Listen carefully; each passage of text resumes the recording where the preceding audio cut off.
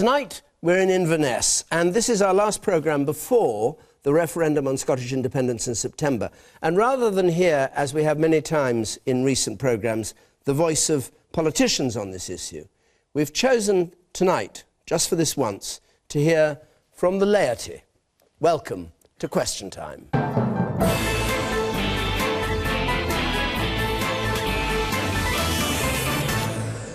And good evening to you at home, good evening to our audience here who are going to be putting the questions to our panel, who as ever don't know what will be put to them.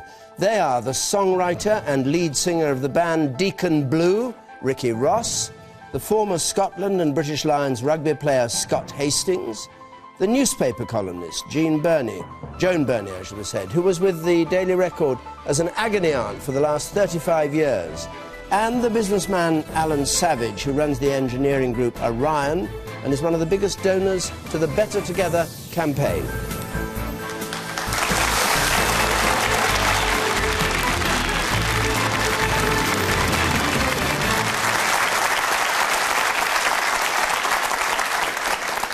OK, apologies to you, Joan. Let's have a question, first of all, from Andrew Smith, please. Will the referendum be decided by votes from the heart or from the head? Votes from the heart or from the head. Ricky Ross. Well, tonight we'll have a lot of stuff from the head, I hope, and we'll talk it round. But people will go in to a polling booth on September the 18th, and I'm pretty sure when they go in, there will still be a lot of heart stuff going on. Because ultimately, you're going to have to make a choice of what country you want to live in. And it's very interesting. We can do the facts and we can do the figures.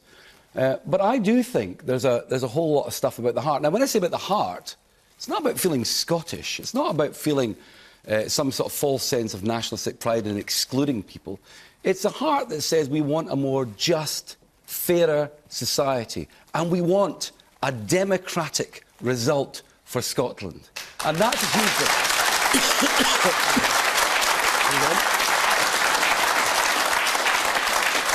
Scott Hastings.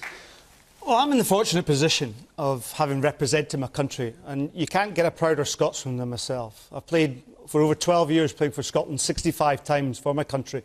I also had the ability to also play for the British Lions, which is a select team from Ireland, Wales, England and Scotland, who go on tour to the Southern Hemisphere nations once every 4 years. And that was, for me, very, very special, almost my Olympic moment, just as Sir Chris Hoy, for example, competed in the Olympic Games. But I'm together. I want to be part of something really special. We have our politicians telling us we have to be independent to be a great country. I'm sorry, I don't agree with that. We are already a great country. We are outstanding. We have outstanding education, outstanding tourism. Our financial services industry employs over 200,000 people. We're respected. I travel the world over to expats. We're a proud, proud country. We've given an awful lot to the world. And when you consider our renewable energies, our wave technology, our wind power, there's a lot of entrepreneurship within Scotland. And that's what I'm proud to be part of. But I'm also proud to be part of Great Britain and the United Kingdom. OK. You start there. Is it an issue of heart and head for you? Is it a choice between heart or head? It's both, really. I would agree with some of what Scott said, but I would say we're a great country despite being in the Union, not because of it. Joan Burnie. Can you call it a great country when the differential between rich and poor becomes bigger every single day? For me, it's both my head and my heart. My head asks me, why of all the countries in the entire universe are the Scots the only ones who are too stupid, too thick to run their own affairs? I mean, this has puzzled me for years. It's not that I'm anti-English. In fact, I think Simon Heffer today in Spectator says that the sooner England gets rid of Scotland, the better. So thanks for that, Simon. It is a head and a heart thing. I think it's a different country. If you think it's a different country, I have nothing against it. I've worked in England. I have many English friends. We all say that, but I genuinely do have many English friends. England is also a great country, although it could be a greater country, and Scotland could be a greater country, but I think they could both be greater apart.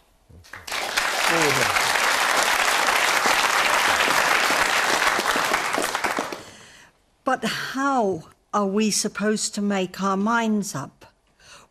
All the decisions and all the rules and so on are going to be made after we've made a decision.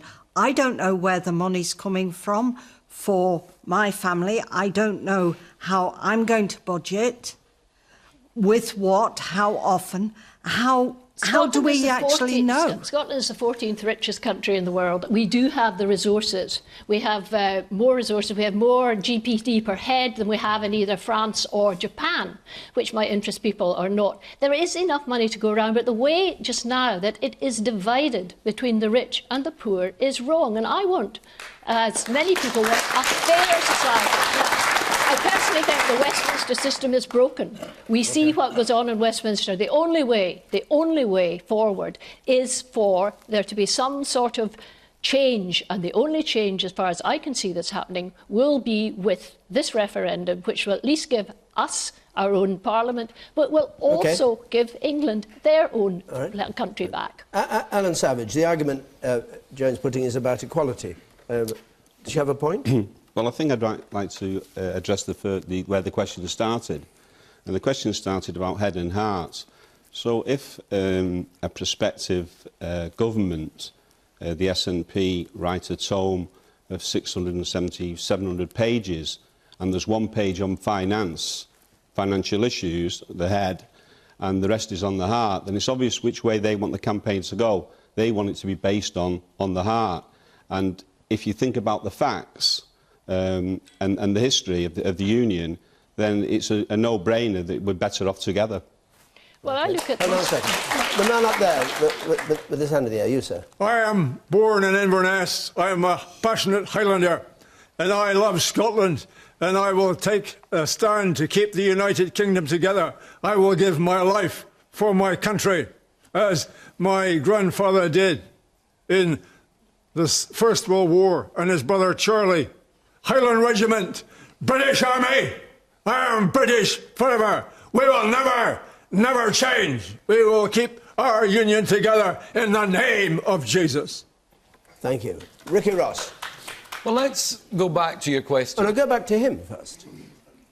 Which point do you want me to go back to? You choose, but he made several points, but you choose. A Highlander and he'll remain British. Well, good, sir, you've got a good, passionate heart. And the question was head or heart.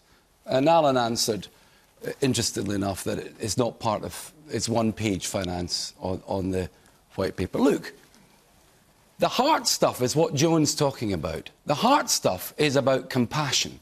What kind of country do you want to live in? You can't, do you want... Well, you let me finish. Let me finish. Hold on a second. What kind of country do you want to live in? Do you want to live in a country which has its benefits cut, which is marginalising people? This, as Joan rightly pointed out, and as I totally agree with Scott, this is a rich country. I drove up tonight from my home city of Dundee through the beautiful land of Perthshire up to Inverness, and I looked around and I thought, this is an amazing place to live. It's got so much going for it, but people at the bottom end are feeling the cuts of George Osborne's budget, and that should not be the case. That's where the heart comes in. Build a fairer, better Scotland. Ricky,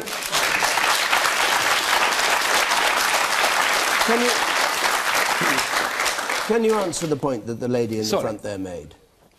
If you remember. Well, you make it again. No, you made the point that you're confused. No, she didn't say she was confused. But you said she didn't know what was going to happen. Yeah. Well, confusion. I think that you have to take things by stages. We're talking about a democratic process here. We're asking one question. We're only asking one question in Scotland of each other. And your view is as important as mine. Yes or no? And then where do you want to take it? Then you're going to make the decision why shouldn't say that decision based on facts? Why don't you make the decision then about what kind of country you want to live in? But first of all, make the decision to look after your own country. John's right. Why on earth would we not do that? Ricky, you've already stated you've driven up through the most gorgeous countryside. You're all part... We know we're safe in the fact that we know.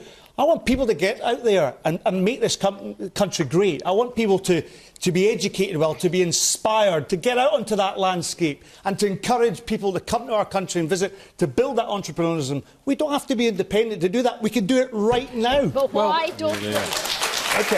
The man there with the spectacles, then I come to you in the orange there. If you take the yes vote as a businessman and you take the electorate as a bank manager, the businessman goes to the bank manager and asks for an awful lot of money to expand his business. The bank manager says, well, what sort of currency are you going to use? And the businessman says, well, we think we're going to have the pound. OK. Where is your market? Well, we think it's in Europe. Right, this is a great business plan, we think. What about security? You're going to disarm the nuclear deterrent. That means your new premises with a lot of equipment in is going to have no CCTV, no Leo locks on their doors, and you're going to have it wide open. You're leaving this island race as a soft target at the top. OK, Joan, perhaps you'd like to answer that. Yes, well, this island race, have you looked at what has happened to this island race's armed forces over the past few years? Have you looked at what will happen if we keep the nuclear dependent? £4 billion every year to keep it running. But if you read the paper on it last week, you would also note that would mean that the armed forces would have to be cut down. Why are you joining more. NATO? Why do you want to join NATO because if you don't want the nuclear you do not need to be a deterrent? nuclear power to join NATO. I think you would have known that by now. But to go back to your point about economics, that is part of the so head you want part. somebody else's that nuclear is weapons part to of the protect head. you? That is part of the head part. It seems to me that if we look at all these people who are telling us how disastrous it is and how too poor we are and how the whole infrastructure of the country will collapse, we then look at everything that previous chancellors have said about the economy. Did any of them foresee 2008? When George Osborne became Chancellor, he said that growth in the UK would be, I think, 1.8. It was 0.8. Nobody ever knows exactly what's going to happen with economics. Stuff happens, but you cannot make stuff happen unless you have some charge of it. And we do not. But that's the exact opposite of what you're saying. You're saying he tries to make stuff happen, it doesn't happen, and if we had charge of it, we could make stuff happen. No, I'm not saying that. But you wouldn't know what was going to happen. Well, by definition, it would. You are misunderstanding. Probably I'm not putting myself very well. Perhaps it's my accent. No, that's a condescension too far. That stuff happens, but you have to have control to be able to guide that stuff, and we have no control. The woman in orange there. I find it a wee bit insulting from Ricky and Joan to say that compassion only belongs to the Yes campaign. Let's finish. The inference was given that we wanted to be a compassionate country. I am also wanting to live in a country that's compassionate, and I don't think you can blame Westminster for everything. But what I would also like to say is that the head is really important. To know what our finances are going to be. Just today, the Office of Budget Responsibility announced that the latest forecast for North Sea oil revenue it will be 25% less than they had predicted a couple of years ago. Well, can I also... So economics change all the time as well, and not facing up to what could be. I'm very pleased you brought up that. No, I'm very pleased you brought up that report. Yeah, just wait a second. You can come back on that. The man there with glasses on his shirt. I want to hear. Mr. Hastings, your rhetoric is very heartwarming. However, there's no point at which you point towards a much more socially equitable and just society. And I think it's only by becoming an independent nation that determines its own future that that will be possible. And that would be your reply to You spoke at the specific report that came out today, which is very interesting. It's particularly interesting to me because, as you can see, I'm very old. Now, I remember back in the 1970s when my late husband was actually an MP and also an economist. There was a report came out about the resources in the North Sea, And we were told that it would all be done and dusted by 1990, that there was very little oil left. So go away and think again. Now, the amount of oil which is left in monetary value now is exactly the same as the amount of oil which has been taken out. Are you saying the economics stack up? I'm saying the economics stack up because we must be the only country which has oil which is seen. Why don't we know what currency we're going to be using in Scotland? Because, unfortunately, there was not properly discussed with the Westminster government. To run a complex modern economy, you need a currency. We'll all agree on that. David, and if you want a just and fairer society, that costs money. So we see that the outgoings are 63.7 billion and the incomings are 63.7 billion. Happy days, break even. But if the oil revenues drop, the tax on oil revenues drops, then the equation doesn't work. But you were thinking... Let him finish. So you cannot run a society on the heart and passion and fresh air. You've got to run it with sound economic principles. And if you ever ask salmon or sturgeon to explain themselves and say, what currency are you going to use? It's evasive. And if you don't let us use the pound, then we're not going to take our share of the national debt. Now, what way is that to start off a fairer, juster country when, in actual fact, you're not even going to pay your debts? But on that point, do you accept the OBR report that the value of oil is declining, or do you think Joan has got it right by saying you can't ever trust these forecasts because they're always being made one way and then another? Well, I think that we know You're a businessman, you should have... Well, we know that oil is a finite item. It's as more you take out, the less there is of it. Therefore, it's got to go up in price. But to justify a whole basis of running a society, a complex modern society, on whether oil's $115 a barrel or $100 a barrel, somebody has to make an estimate. And I think the estimates that the S&P make, that everything is going to be rosy, everything is going to be wonderful. Trust us. Well, OK, trust you. Well, what is the currency going to be? A simple question, what currency are we going to have? How can I run a business across the world in 28 different currencies with 100 different bank accounts if I don't know where I'm starting from with a currency? Well, we know that... Alan's been disingenuous. We know the currency. The currency is going to be the pound. We know that. That's a fact. Three parties saying it's not. And what do you know that we don't? Then let me take this woman's point. A good point. But to be honest with you, you can wind back the tape when you get home, but I didn't say that. And neither did Joan. What we said was, we decide what kind of country we want to be. I'm not saying we have a genetic, natural tendency to be more compassionate than anyone else. But we make the decision of what kind of country we want to be. And surely the country that I'm saying, the kind of country I want to be, is a country that is not heading down the same road as the UK is heading at the moment, where the NHS, for example, south of the border, is being taken apart, where benefit cuts are forcing people to go to food banks. We haven't even discussed that yet. One of the most obscene things about modern-day Scotland is the fact that all of what Scott said was true. We are a very wealthy country, but people are not experiencing that, and they need to experience it. Do you want to come on Just the gentleman was explaining there about social inequality, and I think there are issues in every society between rich and poor, for want of a better word. And I think we've got to address that, and we address that through initiatives and volunteering and community. Community is so important. We live in the Highlands and Islands up here in Inverness. There's a community up here. Now, if that can be embroiled back into the cities, then I think there's a potential solution there.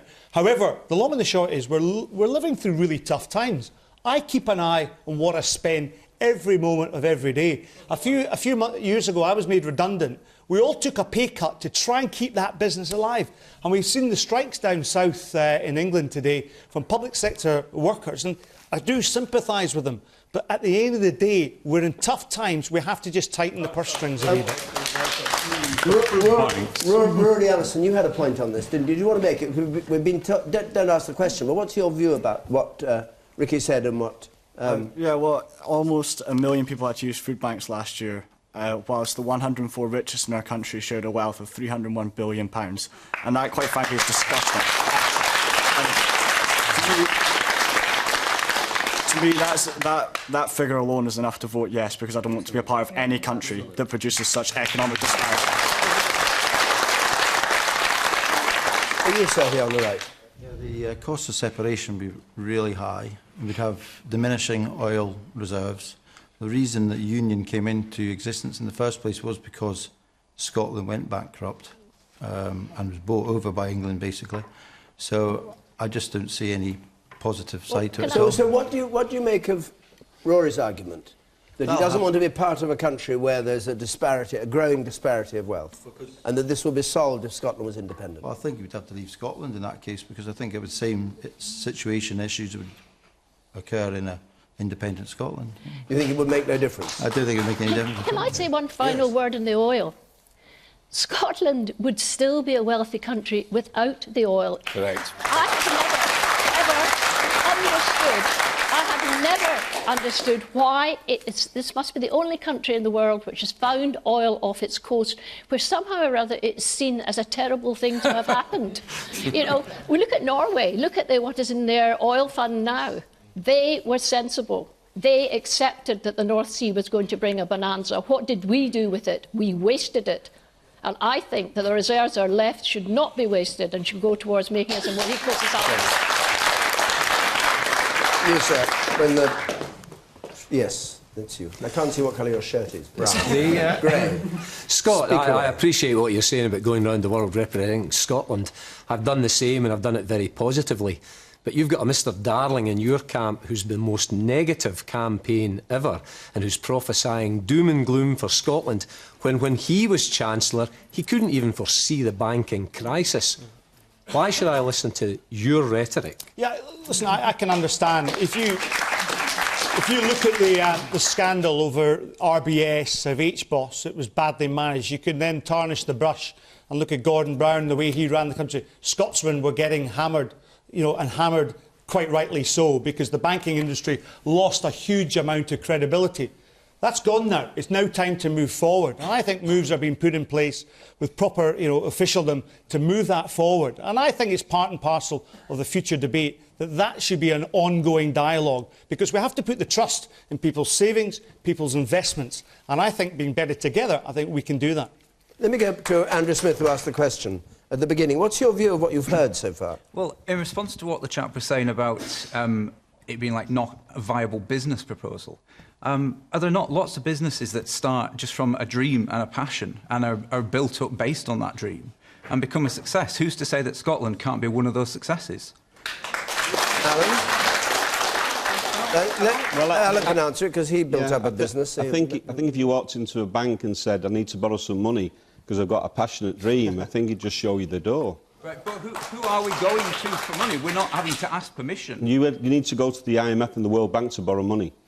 Right. Absolutely certain. And? Well, I can't say how you're going to have a credit rating based on a situation where you're not prepared to pay your share of the national debt. That was the kick-off point, saying if we don't get the pound, we're not going to pay our share of the national debt. So I can't see you going to a credit agency and them accepting that you defaulted on your debts already, and then lend you money at so you're saying Scotland? You're saying an independent Scotland would go broke straight away? Is that what I'm not saying. What are you saying then? What I'm saying is that they would find it difficult to borrow money, and the money that they borrowed would be at high interest rates. And I'm answering the first question, which was, if I go to a bank or build it on a passionate dream, I can build a successful business. It doesn't work that way. In the hard commercial world, you need facts, figures, and to run a successful, complex modern economy with 1 page out of 700 on finance is beyond belief. Well, let's give Alan some details, shall we? Yes. To live in Scotland is to be in the top 20 of the wealthiest countries in the world. To live in Scotland is to be, per head of population, better off than someone living in Italy, someone living in France, or someone living in the rest of the United Kingdom. Maybe, surprisingly, you're better off than someone living in Japan. The credit rating for Scotland, and these are all very recent figures, they're not my figures, they're not the Yes campaign figures. Some of these figures come from the Financial Times, from a report in February. Scotland is a very wealthy country. It's potentially a huge country. As Joan said, when we talk about oil, oil is perhaps the last thing that we talk about because we have got so many other. We've got so many other resources. First of all, we have a very strong food and drinks industry. We have a very, very strong education industry. We are the best educated adult population in Europe. That's an incredible resource. I was talking to people today at university where they're talking about bringing people in, certain industries looking for skilled workers. We have skilled workers. We have people. We have talent. That is also a resource, and it makes us a very rich country. But we, and lots of people watching this programme tonight, are not seeing that. They're not feeling that. Because, unfortunately, welfare and a number of other things are still controlled from Westminster. Right.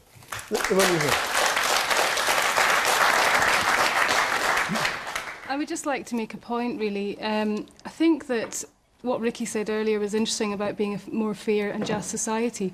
But at the moment, it's the Scottish Government that actually health has devolved to the Scottish Government, and in the Highlands we've got 7 different companies running care services, which are not, they're not public companies. And we've also got a situation where there's a huge carer crisis here. I know a lady who's got Huntington's disease, who's living in a flat that's really not fit for living in, and she hasn't had any carers for 2 weeks. We also know of a lady here in a hospital in Granton who's been in hospital for 3 months because she can't get out because there's no carers at home, and she's got... Yeah.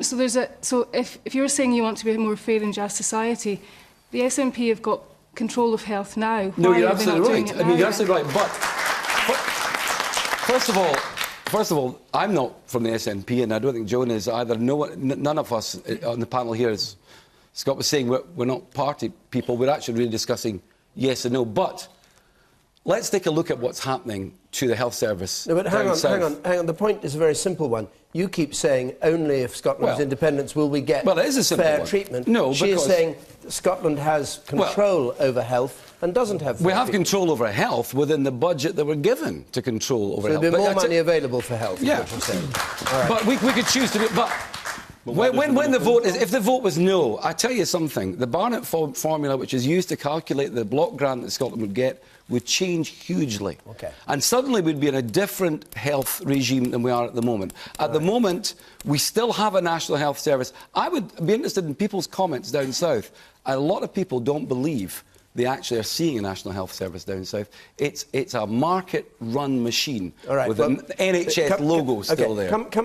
Do you think he's got a point, or what's your reaction? I think that when you talk about a market-run NHS down in England, right now NHS Highland is modelling the health service on Toyota.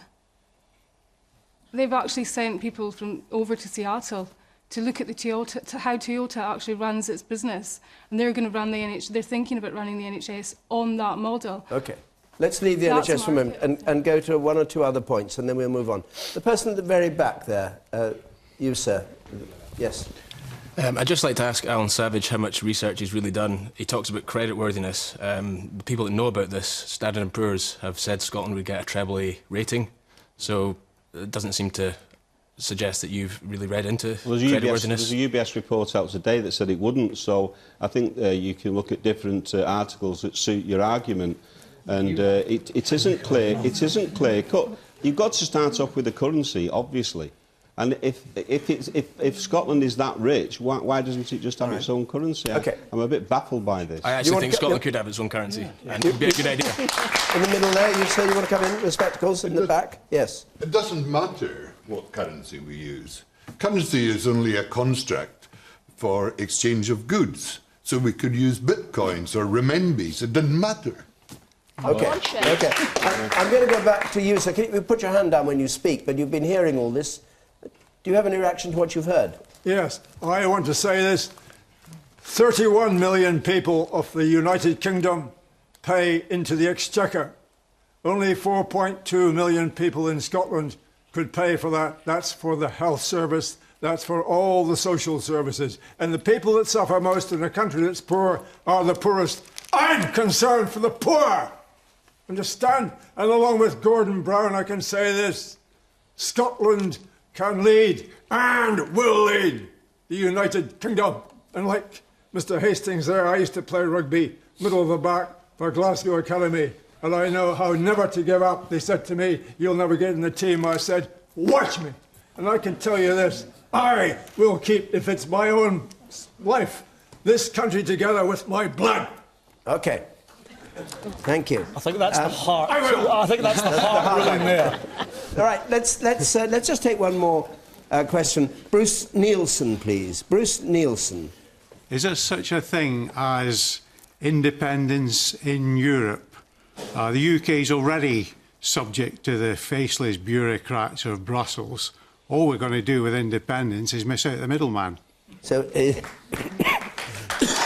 so if Scotland stays, joins, rejoins, whatever the proper word is, the EU, is there such a thing as independence in Europe, Joan? Oh, it's very interesting, isn't it? When the Better Together campaign were going on and on about how we would not be allowed into Europe, various people said, well, actually, I think we will, because they're not going to turn us down, given all our assets. But I have noticed that as the UKIP has risen, that the Tory party doesn't talk quite so much now about Scotland would be booted out of Europe, because it might be seen on the other side of the border as an absolute plus that we weren't going to be in Europe any longer. I think that we do need some form of European Parliament. I think that it could do with some reform. I certainly think that some of the things they do are crazy, but not quite as crazy as some of the people in my profession would have us believe. I think that if there was a referendum held tomorrow, there might be people who would vote with their hearts rather than their heads and would say that we should leave it. I think that the European Union will endure. I was very interested to hear what Mr Savage thinks about leaving the Union, because I do understand that most business people would be more than happy to stay in it, whether Scotland's independent or whether it is that we are together. Okay, what is your view? I'm not sure what you asked me there, sorry. I asked if, as a bubusinessman, would you like to be in or out of the European market? I want to be in the European market. Yeah, that's what I thought, yeah. Mm-hmm. And the question was, the questioner's question was whether there can be any genuine independence if you are in the European Union. Well, I think the old question of independence and going without labouring the point on currency, and the gentleman who's going to use groats or whatever it was didn't, you're not going to go very far on holiday. But looking at the European, if you look at the currency issue, if you're using a pound, and then the Bank of England is going to set your interest rates, so by definition you're not an independent country, because somebody else is setting the very tool that you use to regulate an economy, which is interest rates. So you're not independent. Bruce Nielsen, who asked the question, what's your view? What's your view of this? To be honest, I don't think we should have dumped the Commonwealth. We had trading partners. but you see, that was the whole point. I am, as I keep saying, I'm very old, so I was able to vote in the referendum we had into Europe, and I always felt at the time, and actually I voted that we shouldn't go in, because I felt very strongly that the Tory party saw that they would go into Europe and they would take it over, and that would replace their union, that they would be kingpins in Brussels. And then when they got there and the French and Germans said no, they didn't like it. What's your view, sir? What is your view? I don't think there is such a thing as true independence without leaving the UK, leaving Europe, getting completely away from... Are you saying countries like Norway, for example, they're not in the European Union. But I'm not quite following. Are you saying it's a false choice to put to Scotland to say independent and in the EU? Yes. You should say independent and out of the EU. I would say really true independence would be out of the EU. Okay, fine. And you up there, on the far top row there, yes. I think that my head and my heart tell me that independence doesn't mean we have to be out of anything. It doesn't suddenly mean we're standalone. For me, and this is a personal view, but I really think it's head and heart, I see that I can be better represented. I can vote for people to be my voice in a Scottish Parliament and to take that voice into Europe to argue for our interests. It's been far too, I'm only 34, but I have been disenfranchised from UK politics, Westminster, for well over 10, 15 years. This is an opportunity for people like me to be engaged with politics and to get a chance for our voice to be heard and to feel that we have something to offer, to produce, to come up with economic solutions. Okay. You know, we want to do that. We want this chance. Let's thank you very much. We'll move away for a moment for the independence issue. Perhaps we'll come back to it before the end of the programme. But just as a reminder, in case you've forgotten, you can, of course, join the debate by text or Twitter, our hashtag BBCQT. You can follow us at BBC Question Time. If you want to text comments, you go to 83981, and the red button will tell you what other people are texting. Let's take a question from Maggie Blythe, please. Maggie Blythe. Are we, as a society, doing enough to protect our children from the people who abuse the power they wield? Are we, as a society, doing enough to protect our children? Scott Hastings. Yeah, funnily enough, actually, my wife was a disclosure carer for her local sports club. And I think there's a lot of work being done at sort of a local community type of level. However, I think your question might be towards looking at Westminster and the recent outrage there in terms of missing files with the potential paedophilia that went on within the dark rooms of Westminster. That really concerns me. And I hope that the Metropolitan Police really delve down into this case, because I think we've all been really upset with the recent findings and sentencing of Rolf Harris and of course Cyril Smith. Recently there's an investigation into him now. And again, the public schools, I understand, there's investigations in there. There's also the Roman Catholic education system, are being investigated. It's of real concern. But I think through Disclosure Scotland, there's a lot of good work being done to protect our youngsters. Okay. Yes, you in the front. Yeah, I would just like to say, why should paedophiles be released from prison and get given new identities? Should we all not know who they are so we can look after our kids? Okay, and you, sir?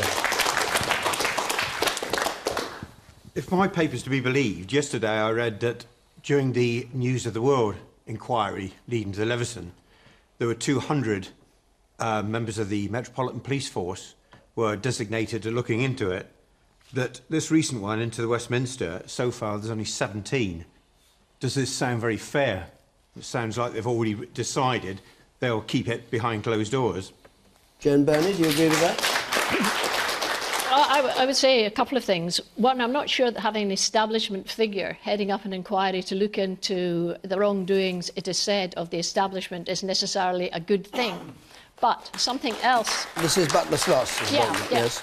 I'm sure she's an admirable woman. I would say nothing against the former judge. However, I would you would, because you're just saying accept that she's a member of an establishment and will connive in a cover-up, is what you're implying. I did not say that. I said that I thought it was perhaps unwise for those... I would suggest it's unwise for somebody who was in the establishment to have an examination of the establishment. Well, because she cannot be objective, or because other people will think she's not because other people, and because of perception. I just wanted to clarify the point. The perception. Perception, not reality.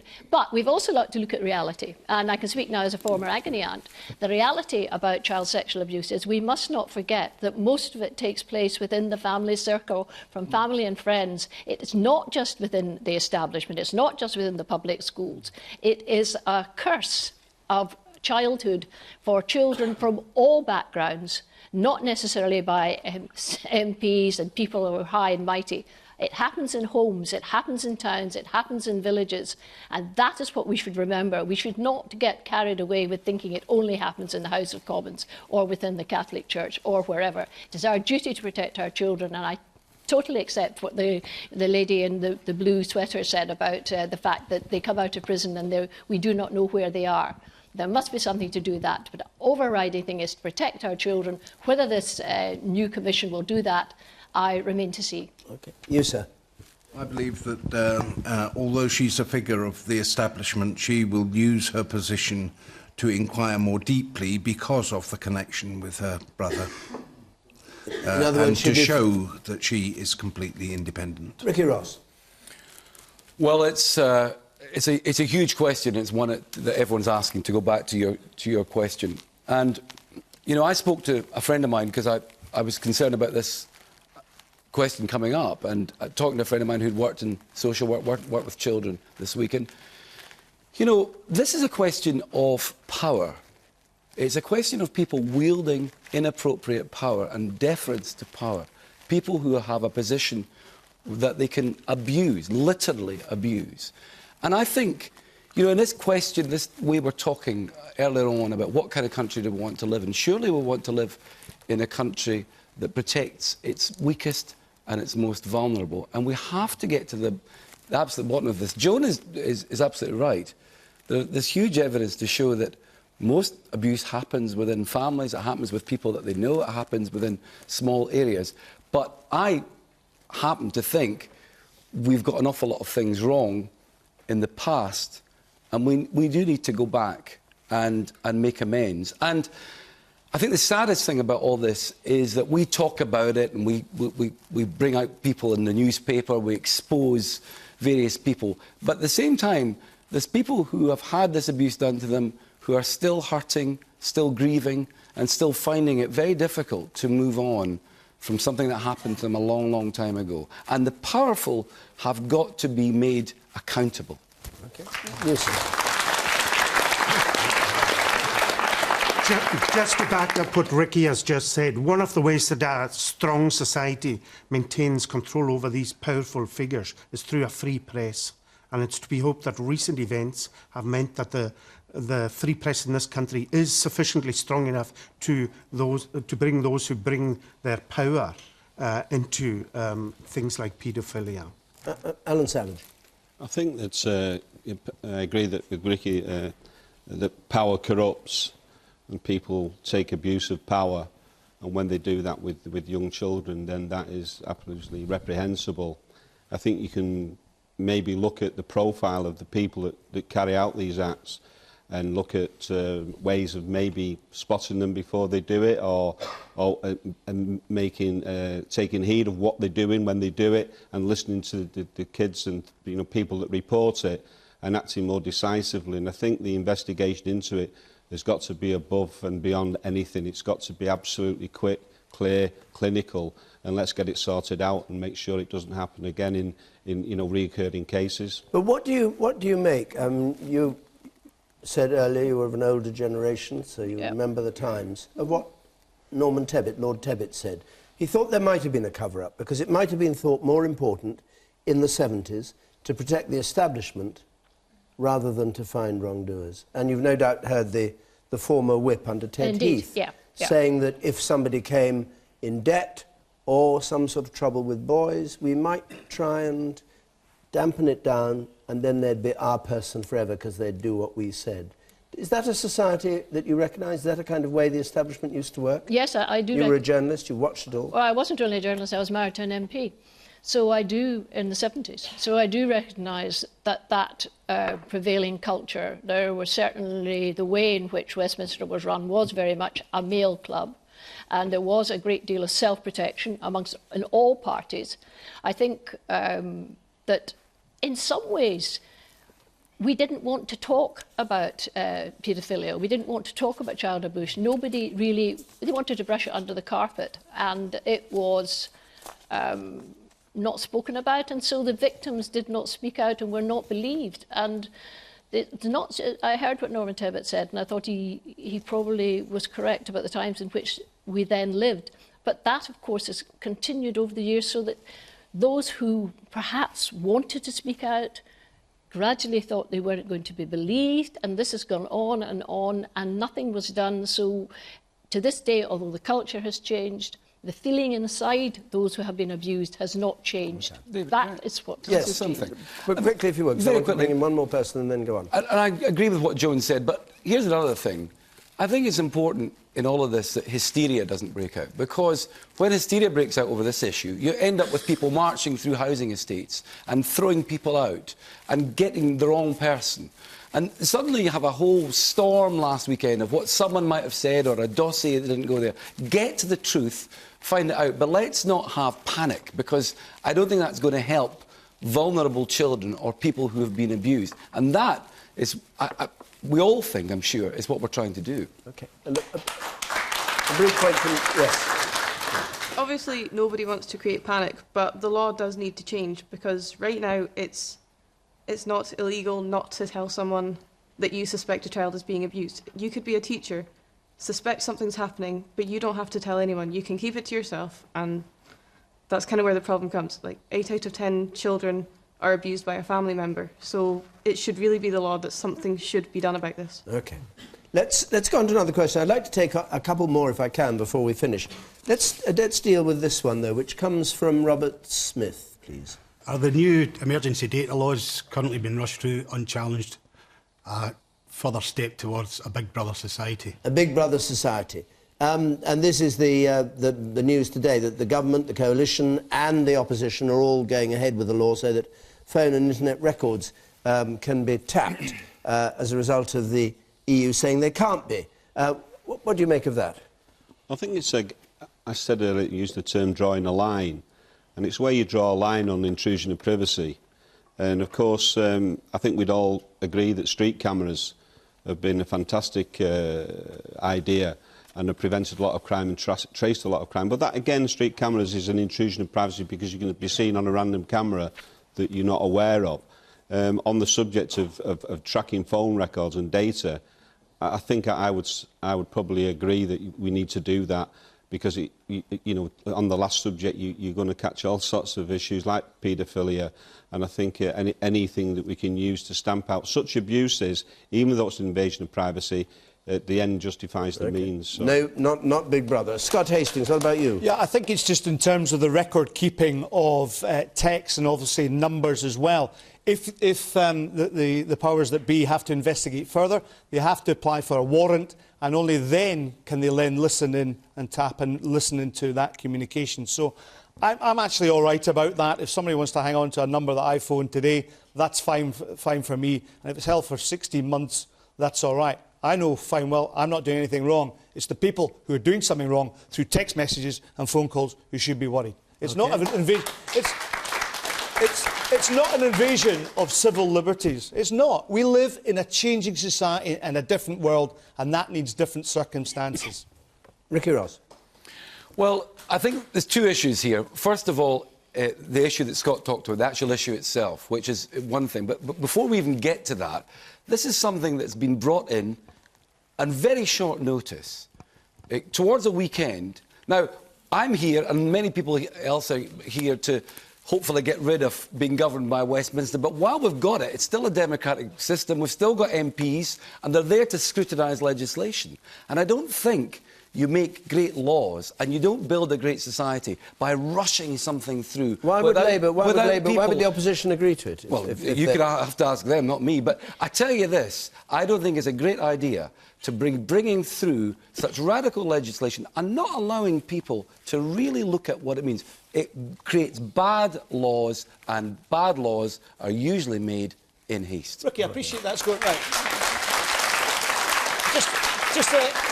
Just a wee point there. I appreciate that Ricky's going on about this law being rushed through, but if you go through an airport security, you're going to have to get your iPod out, you're going to have to turn your battery on. Things change. We have to react to the threats in society. So I'm afraid you're wrong. OK, brief point from you. I want to keep moving because I want to get another question. You, sir, in the blue, the younger man in the blue. Me. Slightly older man in the blue. We now live in a society which the markets are free and the people are controlled rather than vice versa. OK. Joan. I think we've got to have, sometimes with rushed legislation, of unintended consequences. What happens if it goes further? Who becomes the enemy? You have the government just now, we would say, is benign. What happens if you have... This law is now in the statute book. Who is going to decide who has to be spooked? Who has to be listened to? OK. And you, sir, in the pink. I believe this was brought through because of a ruling by the European Court of Human Rights, and it was going to be very quickly that the telephone companies could discharge it. And obviously, for some reason, the government realised that if they lost all that data, it could be a problem. And it comes back to the same thing. If you've nothing to hide, you've nothing to worry about. OK. Robert Smith, do you want to comment on it just before we go? Robert Smith? Coming back to this same argument that comes back about if you've got nothing to hide, then you shouldn't worry. I mean, just the fact that somebody's looking to see if I've got anything to hide kind of makes me a bit uncomfortable in the first place. Right. Come back to where we started. We've got a question from Donald Mackenzie, please. Donald Mackenzie. We need to be able to live together after the referendum. What can be done to take some of the unpleasantness out of the debate? Just explain the unpleasantness, in your view. There have been many instances where people have been attacked for stating their opinion. They want to keep the United Kingdom. The late Maitland Mackey was immediately pounced on by the nationalists. Others in Scotland who have expressed that opinion have been jumped on. Mr Savage himself has been criticised by the SNP for stating that he thinks that we would be better together. Alan Savage. Well, is there unpleasantness in the debate, is the first thing, and secondly, how are you Scotland going to live together after it, after the referendum? I think it's a pretty fundamental issue, as we all agree, whether a country gets independence, and I believe that nationalism is divisive. And so once you start the debate, then you divide a country into two factions. So you've got a real problem in having the debate. I personally think that the Scottish Government, I think it spends £37 billion a year and has done for the last 7 years. It's built bridges and tram systems and free prescriptions and could have spent money on other issues. So it's had some licence to divert its budget to issues. The problem is, at the end of the day, you can be patriotic, but you don't have to be nationalistic. You can be proud of your country, but you don't have to berate other people, the English in particular. I think they've disguised it now into Westminster, with all the bogeymen are from Westminster, when it's the English is the problem. I think with a lot of Scottish people. No. Well, I believe it is the case. That's fundamentally wrong. So we're talking about... No. Well, I happen to be English, I don't know if you've noticed. So I think, I think there will be. All right, let him speak, and then I'll bring... I think there will be a lot of things to sort out, whether the vote goes yes or no. And I think everybody's going to have to work together to pull the country back into this fair and just society. You're implying that the abuse is only one way. That's I'm not. wrong. I've never said that. I've never said that. I didn't say that. Implication from what you said that it's only one way. There is abuse, you're conceding. Of course there is. Of course there is, because this is the internet age. Now, I was amazed when Phil Neville was abused because of his because he couldn't comment very well on the World Cup, that somebody didn't blame that on the SNP. We live in an age where there are certain people who go online and say the most appalling things because it's anonymous and it's wrong, and I would not condone it in either side. But to assume that it's only on one side is wrong. What will happen afterwards? What will happen after the referendum, yes or no, is that people will continue to live together. I actually didn't answer the second part of the question. The second part of the question was to do with abuse, and the gentleman said there that I've been criticised. I'm not on social media. I don't believe in it. I never use it. So if whatever people are calling me through that medium, I don't know about. Okay, you, the man in blue there, in the blue shirt, the open neck shirt. 2 quick points. I agree completely with what Joan said, in that the abuse is 2 ways. I mean, I myself, a few weeks back, was targeted on Facebook simply because I voiced my support for an SNP spokesman who was on Question Time some time ago. Second of all, I think that, yes, while there have been attacks on both sides, overall it's still a very small minority. I think I've had debates, conversations with friends, close friends, and complete strangers, and 9 times out of 10, well, actually no, 10 times out of 10, it's not ended in any unpleasantness, any bitterness. I think the majority of people want a peaceful debate.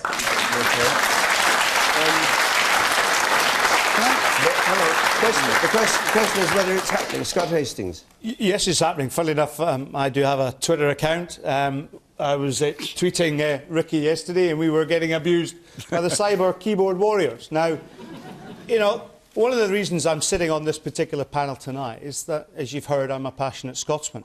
and it's all about taking the heat out of the debate. And I don't know about you in the audience, but I feel things are changing. And I know I appreciate that in terms of the donations that have gone into the Better Together campaign and the abuse, for example, that the author J.K. Rowling had. I think that is inexcusable. And I think that high level of awareness of what's happening is now being taken out. And we're having a good debate tonight. And I think that's happening, as the young man said there, that he's having a sensible debate with lots of other people, and quite rightly should it be. In answer to the gentleman's question about what will happen if it is a no vote, I do believe that more fiscal powers will happen for Scotland. And I think Scotland will move on as a country. The Lib Dems, the Scottish Labour and the Conservatives have all said that they wish to have more fiscal power to take this country on to that next step. And as far as I'm concerned, that is a good enough step for me. It doesn't have to be apart from the rest of the United Kingdom. All right. It can be together. You say that. Just coming back to the point there that you're making about being online. I think we've had some revelations this week. I think it was 5 businesses said that they felt intimidated by the Scottish Government, that they couldn't put across their views about the independence debate because they felt pressurised by the Scottish Government not to do so. I think that's a lot more worrying to me than someone sitting in a dark little bedroom typing things on a laptop. That's taking it to another level. It's quite worrying. Can you answer that point, Ricky Ross? That not the people in their bedroom just sending rude messages to each other, but big businesses complaining they're being influenced or shut up, really, by this? Well, it would be news to most of us. I mean, people say that, but I honestly have not seen any evidence of that happening. Now, you're talking about the story that came out earlier this week, but I mean, the gentleman asked a question in the first place. He asked a question that assumed it was from one side. But you also asked another question, how will it be on the 19th? I totally agree with Scott and with Joan. I think it will be... I think we'll pick ourselves up and we'll move on because we've been through things. But here's the most shocking thing about the Scottish independence debate, is we're doing it very civilly. Scott's right, we were called all sorts of names yesterday, just for actually being unknowns, I think it was, or lightweights, I think it was, which I thought was quite nice. It could have been heavyweights, quite insulting. But the fact is, it's a very civilised debate. Alex Massey, the blogger, who's no fan of independence, wrote the most shocking thing about the independence debate is actually we're all getting on with it, we're talking to each other, we're listening to each other. And that, I'm afraid, is the reality of it. All right, thank you very much. our hour is up, I'm afraid, and this has been our last question time before the autumn. We're going to be back on the 25th of September, which is when Parliament, Westminster Parliament, has returned and Scotland has voted. And that question time is going to be from Kelso, a few miles from the English border. We're looking, therefore, for an audience that is part English, part Scottish, to reflect on what happens in the referendum and, of course, any other news there may be. The week after that, we're going to be in Northampton. So if you would like to come and take part in question time, Kelso on September the 25th or Northampton on October the 2nd, apply to our website, the address is there, or call 0330 123 99 88. If you're listening to this on 5 Live, the debate continues as ever on Question Time Extra Time. My thanks, though, to this panel, to this audience here in Inverness. Until September, from all of us on Question Time, good night.